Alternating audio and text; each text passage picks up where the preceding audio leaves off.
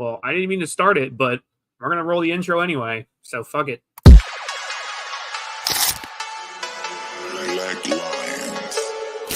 Philadelphia Eagles are Super Bowl champions.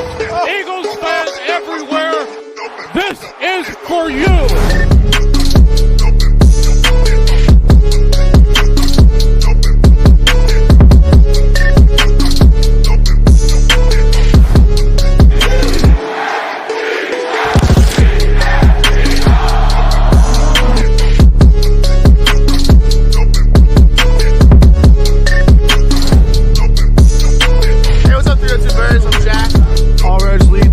And Phil.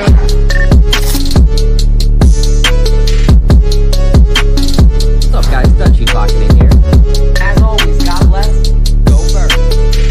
Let the celebration begin. You are now listening to the 302 Birds Eagles postgame show with Jack and Dalt. Proudly powered by TickPick, the official fan experience partner of the Philadelphia Eagles. Now, let's take it to the show. What's up, everybody? I know I'm not the normal 302 Birds Eagles post-game host, but I told Dalt I would run the show. They're up at MetLife right now. They probably had a blast today. I know. I would have had a blast if I was up there, but belt to ass today, dude. Walk in your trap, take over your trap. Absolute belt to ass. For you Giants fans who thought that you were just going to walk all over us, I got one thing to show you. Saquon Barkley, over your grave. You're dead. Don't even try to talk this week, but Dalton Jack at the Tesla Supercharger tuning in. What is up, gentlemen? Hey, we're here. I just wanted to make sure my mic was working. Okay, mic check 1 2 1 2. But yeah, we're Mobile Command Center right now, hanging out on our way home. Back to the 302, like Shardy said, walked in their trap, took over their trap. We were here with Mikey D, KJ this morning, tailgating, having a great time, and that's what fandom, NFC East fandom specifically, is all about. So it was a blast. It was even more of a blast with the game result, Saquon Barkley getting the job done. The funny thing was there was a lot of Giants fans that had said to me that they bet the under today. Yeah, that worked out for you guys. I mean, Jack, how'd you feel about the whole thing? Yeah, I mean, I may lose my voice, but it was a great game to go to. Seeing Saquon just trounce over the Giants. I think he had ended with, I want to say, almost 200 rushing yards and just taking 28-3 win, big W. And it was just great seeing all of these Giants fans having tape over their Saquon Barkley jersey. Some of them said traitor, some of them said fake fan or whatever, something like that. It was crazy how much it kind of reminded me of when we got rid of Terrell Owens and how we put all the tape over our jerseys. So it was great going to the game and seeing the Eagles do work, and especially Saquon.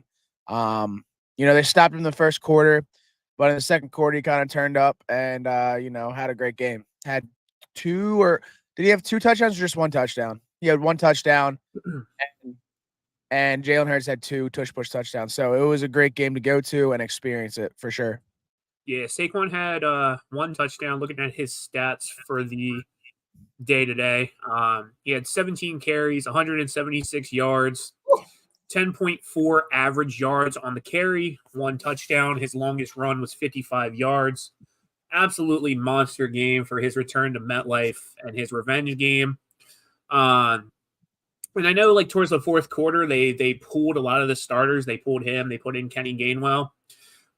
Kenny Gainwell, looking at his stats, he had 13 carries, 56 yards. The drop off though between Barkley and Gainwell is ridiculous. I mean, Saquon, like I said, was averaging 10.4 yards per carry. Gainwell was averaging 4.3. And his longest run was 14 yards. So the drop off between the two is wild. We don't have Boston Scott this year, the giant killer, but I mean, Saquon Barkley is the new giant killer. So, kudos to him. I just, personally, I wish. Sorry, I'm just wanting to fly, but personally, I wish that they kept in Saquon a little bit longer. I know he was.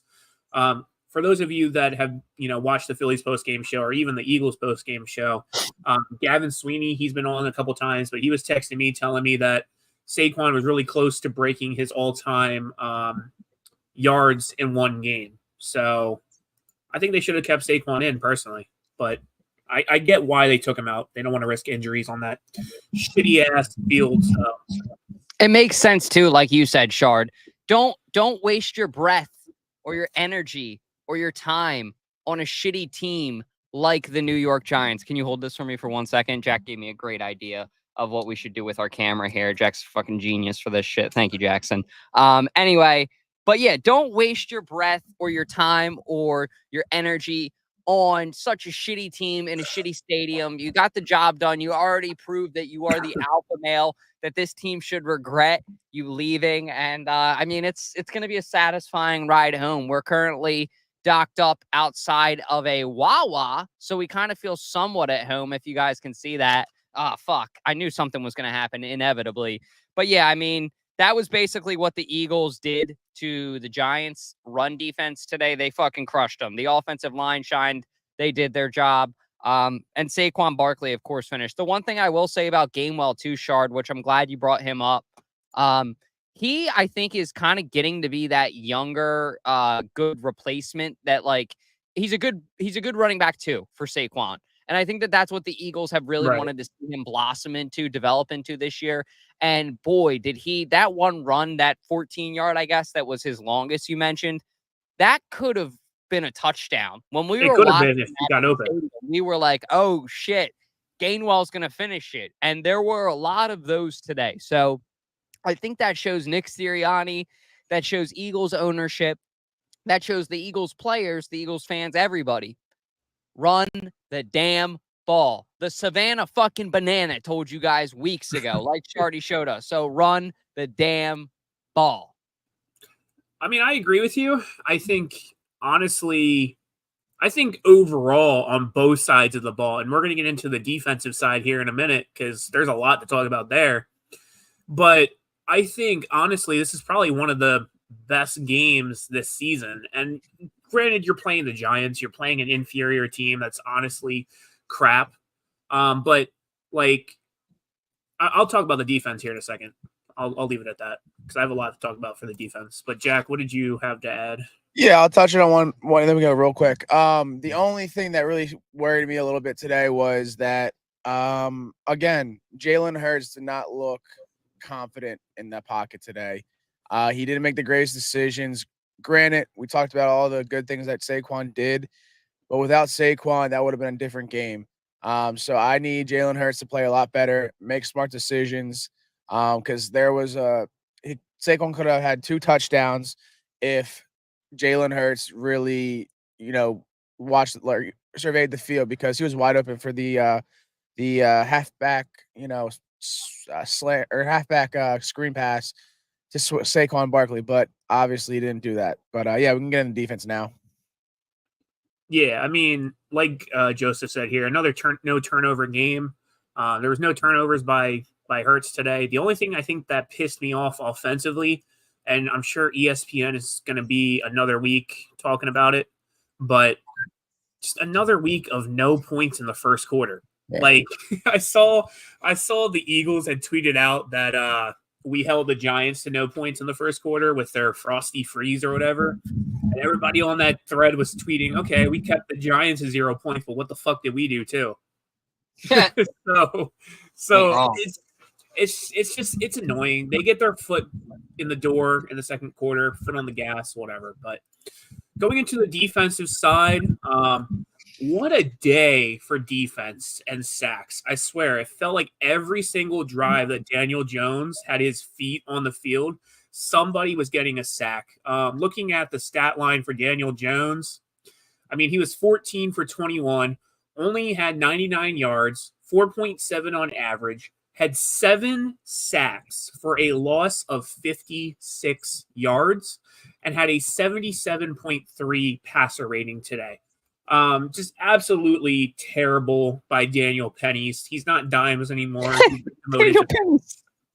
But I Sorry. mean, like, honestly, I can't say that Jalen Hurts was any better, because I felt like anytime Jalen Hurts was trying to get outside of the pocket, he just looked lost. He looked like a lost puppy. Like, he could have thrown. Like, I went to my aunt's house to watch the game today, and I'm sitting there with my uncle, who's also a huge Eagles fan, and he's looking at me. He's like, "This guy is going to cost us a game or two come down the line because he doesn't know how to throw the damn ball away. He doesn't. He holds onto the ball way too long. He doesn't know how to run forward. He tries too much. He tries to play hero ball. Like, Hurts, just either throw the ball away or try to inch forward for a few yards and not lose as many yards as you're losing. Because you got sacked 4 times for a loss of 36 yards today, which is absolutely terrible. And I don't know. I don't know what the answer is here, but like, Hurts just, we won the game, but there's still a lot offensively that worries me. Yeah, I said to Jack when we were in there and AJ Brown had that gorgeous touchdown reception. I wish we would have got it on video. Still salty about that. I was eating nachos and it was like a cinematic moment, like right in front of me.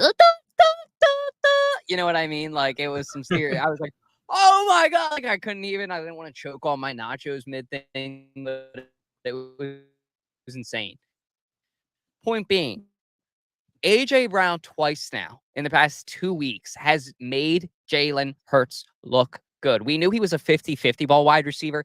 We didn't know he's like just chuck it in the general vicinity and he's like UPS or FedEx ground. You know, he's going to fucking figure it out and get the ball on his hand. With AJ Brown, he's just such dynamic wide receiver. I think a lot of people don't understand how good he is for the Eagles, but those 2 catches and today specifically just show. I mean, there's an awareness with AJ that I've never seen in some wide receivers, specifically in Philadelphia. Nobody on the team had, no disrespect to Devontae or Dallas Goedert, but AJ Brown just boxes out unlike any other wideout I've seen on the Eagles or any other wideout in the NFL. The closest guy I think I've ever seen that could play bully ball like that was probably Julio Jones, and that's why I think he gets compared to him so much. So it's exciting in a way because you're like, oh, AJ Brown touchdown, let's go. But it's also concerning because you don't want what happened the past couple of weeks when AJ Brown was out, which is where Jalen Hurts looks like shit. So yeah, his pocket presence and his pocket awareness specifically, I think, need to improve. That's what I'll say about it. Jack? No, I mean, yeah, it just thank God for AJ Brown and Saquon Barkley. We just need Jalen Hurts to play like he did 2 years ago. Even beginning of last year, because he's a good quarterback. He just makes really shitty decisions. So that's all I got to say. And one other thing I want to say is, why the fuck did we try running the Wildcat offense? We got maybe 1 yard. That was crazy. I don't know what Kellen Moore was calling up, but didn't really work out. But yeah, that's all I got to say. See, here's Makes sense. here's my thing. First thing, where was Devontae Smith this entire game? Like, I feel like Exactly. Smith was just absent. He only had 1 reception for -2 yards. Like, didn't use Smith at all. Didn't really use the middle of the field at all with Grant Calcaterra. I felt like Grant Calcaterra had a game last week, but you didn't really use him at all this week. And I'll leave it here. I feel like Nick Sirianni still has too much of a stranglehold on the play calling. You can tell clearly when Nick overrides and calls a play compared to Kellen, but I don't know. But like Joseph said here, I'm looking through the comments. I agree. Nakobe Dean might be underrated. He had like 2-3 sacks today. I think it might have been 3 by the time today was done, which is insane. Like, Jalen Carter had 2. Nakobe Dean had like 2. Nolan Smith had 2. Just absolutely insane game. And I just, like Will said, the defense finally showed up. So just overall great game by the defense. I will say, I feel like Quinyon Mitchell is getting closer every week. And I know we keep saying that, but almost had a pick today. Almost. I'm like, it's a flip of a coin. We're going to take bets. I know you're a betting man, Dole. Who do you think is going to have the first interception between the rookies? Is it going to be Q or is it going to be Cooper? Cooper Q, I love that question. I'll say Quinion. Quinion has just had that opportunity now for 2 weeks. It's hard to not say him. It just feels like not a matter of if, a matter of when with him, and I think it's going to be very soon. He was pissed at CJ Gardner-Johnson last week, which that was kind of funny. In a lot of ways, that shows you that they're cool like that. Like, he knows that he can be honest with his teammate and his true self. So I think Vic Fangio has this defense playing at a really high level right now. But not only that, this defense is confident as hell in themselves right now. And confidence is key in anything you do in life. So the fact that he's going to have this defense really believing in themselves. Now, Josh Huff is playing more snaps than Brandon Graham. That was something we saw post-bye week for the first time. Them kind of passing that torch from Brandon Graham to, Bryce Huff. I apologize if I said Josh Huff. KJ and I have been doing it all day. But it was nice to see Bryce Huff show up at his old stadium, his former stomping grounds, and really just the defense as a whole put together a beautiful game. I know it's dipshit Danny Dimes, like Shardy said, Danny Pennies, that was priceless. But this guy and this team, like, they're not the worst in the NFL either. They did beat the Seahawks. They're not a bad team. So there's something to be said for this victory. Back to the drawing board. And we have the Jaguars at home next week, I believe, Sunday Night Football. So Doug Peterson's going to be coming to our house. Isn't it Kelly Green next week, or is that against the Panthers? I think it is Kelly Green. I think you're right. I think it is next week because they said Doug Peterson. It was going to be somebody that they had affinity with. I'm pretty sure it's next week, Shard. I think you're right. But, Jack, how did you feel about the whole Sac City? Yeah, I'm sorry, did I lie to you? I may have lied to you. 7, I think Shard said, right? 7 sacks? No, eight total sacks. Bryce Huff played well. He actually did what we signed him to do. He had some pressure. He had some combined sacks for a loss. So it was great to see, him stepping up. I mean, it's about damn time. We're here at week 7. This should have been, already figured out by week 2. So it's great to see the defense. We let them score only 3 points. So I think the whole team was running like a well-oiled machine. We had a pick that got called back for a flag. My biggest takeaway is we are costing ourselves free yards, meaning that we had way too many penalties against us today, especially on defense. We need to stop that because towards the end of the first half, if we did not jump off sides, that would have been a different story, and it probably would have been 28-0. So we got to stop making these costly mistakes and just play our ball, play our game, and goddamn score in the first quarter, please. That's all I got to say. So, we're both right, but we're both also wrong. So we're right in the sense of the Kelly Green game is against the Jaguars, but they don't play the Jaguars next week. They play the Bengals over at their place, and then the week after that is the Jaguars. Okay.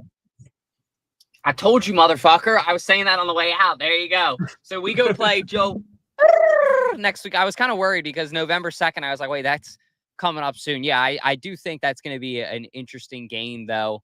I think they're wearing their all whites, too. I think the Bengals are wearing their all white. Yeah, I believe it's the Bengals all-white game, which makes it interesting for the Eagles. I guess that they'll play in their midnight green.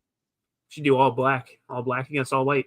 I would love that, but the Eagles, they unfortunately go with the NFL, the no fun league rules a lot of times. So we'll see how that goes. But one thing I want to show real quick just before Jack and I go. So like I mentioned, for you guys who don't know, we had the pleasure of hanging out at MetLife Stadium today for a win. We had a pregame interview and a postgame interview. Dalton from the Eagles postgame show live from MetLife Stadium after Saquon Barkley took his team beat them down and showed no mercy on these guys. There wasn't any affinity. There wasn't any holding back on any hits. The Giants brought that heat. Saquon brought that heat. I know Barkley's over 150 yards total rushing for the day, a touchdown, and just a complete, utter dismantling of this Giants team, of this Giants fan base. I mean, as you guys can see, it's pretty quiet out here. It's been Lincoln Financial Field North today. A lot of Eagles fans, a lot of Saquon Barkley jerseys. On both sides, I'll say, too. There have been a lot of Saquon Barkley jerseys with the name taped off on the back. But overall, an extremely appetizing win. I think the most appetizing win, in my opinion, of the season. Birds get the job done today. Let's take it back to you guys. And that was the main thing I just wanted to highlight, because Shaq and I will have to leave here in like 5 minutes. So just Saquon Barkley, here's your flowers, brother, and then some. It was awesome watching you today, and it was awesome watching the Giants fans' faces even more. Yeah.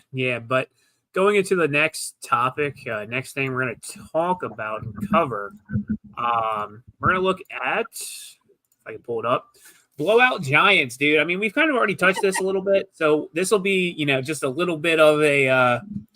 This will just be a little bit of a shorter topic, but this is like, when you have your kid and they have a poopy diaper, and it just like it slowly starts leaking out and it blows out, right? That's the Giants. Like it just they did not know what to do. Daniel Jones looked like a lost puppy on that field.